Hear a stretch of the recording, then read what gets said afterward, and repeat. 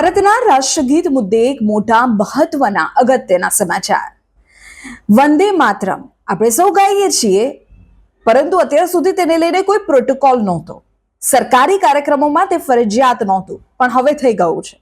કેન્દ્રીય ગૃહ મંત્રાલયે એક 10 પાનાનો આદેશ જાહેર કર્યો છે 28 જાન્યુઆરીએ, અને તે મુજબ હવે સરકારી કાર્યક્રમોમાં વંદે માતરમ ફરજિયાત છે.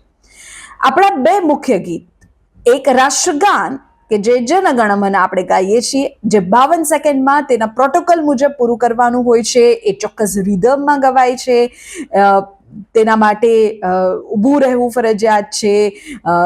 આ જે નિયમો આપણે પાડીએ છીએ, એવી જ રીતે હવે ભારતના રાષ્ટ્રગીત એટલે કે વંદે માતરમ માટેનો પણ પ્રોટોકોલ જાહેર થઈ ગયો છે.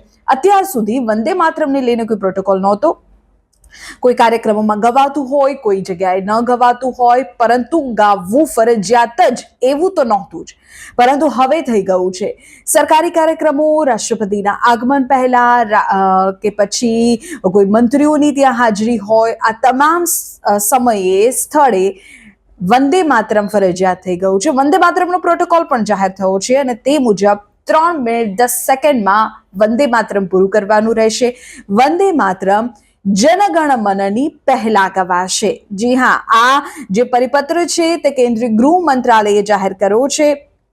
સરકારે વંદે માતરમ અંગેના નિયમોમાં ફેરફાર કર્યો છે. હવે ઊભા રહેવું ફરજિયાત છે. નવી માર્ગદર્શિકા પણ હવે તૈયાર થઈ ગઈ છે, જે મુજબ કેન્દ્રીય ગૃહ મંત્રાલય આદેશમાં જણાવ્યું છે કે 6 શ્લોકથી આ વંદે માતરમનું નિર્માણ થયું છે.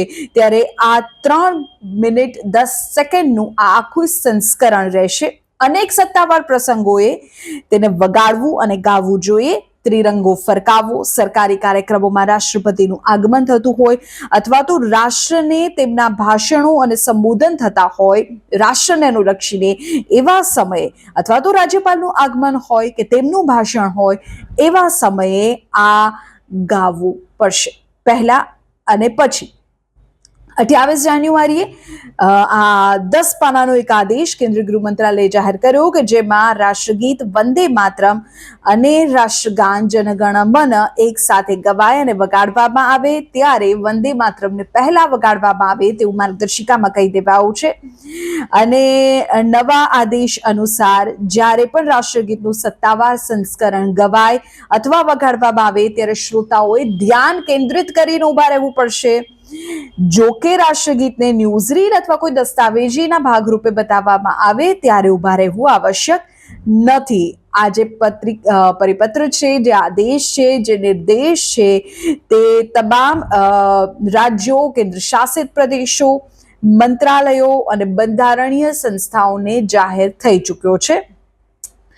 નોંધપાત્ર વાત અહીં એ છે કે વંદે માતરમ ગાવા માટે અત્યાર સુધી કોઈ જ સત્તાવાર પ્રોટોકોલ નહોતો, પણ હવે છે. અને તેના માટે ચોક્કસ માર્ગદર્શિકા પણ તૈયાર થઈ ગઈ છે. હવે તમને થશે કે આવું કેમ? તો તમે સમજી લો કે વંદે માતરમને 150 વર્ષ થયા છે. આપણું વંદે માતરમ, જે અત્યાર સુધી આપણી રાષ્ટ્રીય અને સાંસ્કૃતિક ચેતનાનું પ્રતીક હતું, તે વંદે માતરમ 150 વર્ષનું થઈ ચૂક્યું છે.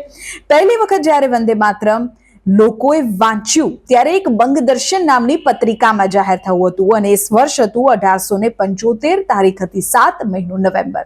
7 નવેમ્બર 1875 પહેલી વખત બંગદર્શન નામની પત્રિકામાં તેનો સમાવેશ થયો, અને ત્યારબાદ આનંદમઠ, એક ખૂબ પ્રખ્યાત ઉપન્યાસ છે, તેમાં તેનો સમાવેશ થયો. આ વંદે માતરમ જે છે તે સંસ્કૃત ભાષામાં છે, અને તેની રચના જેમણે કરી છે તે છે બંકિમચંદ્ર ચટ્ટોપાધ્યાય.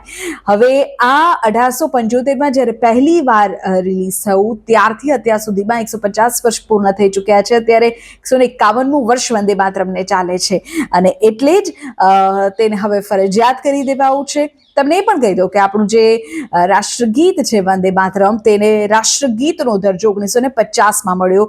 24 જાન્યુઆરીએ તારીખ હતી. ત્યારે હવે તેના 150 વર્ષ નિમિત્તે કેન્દ્ર સરકારે, ગૃહ મંત્રાલયે એક પ્રોટોકોલ અનુસાર તેને ગાવું પડશે.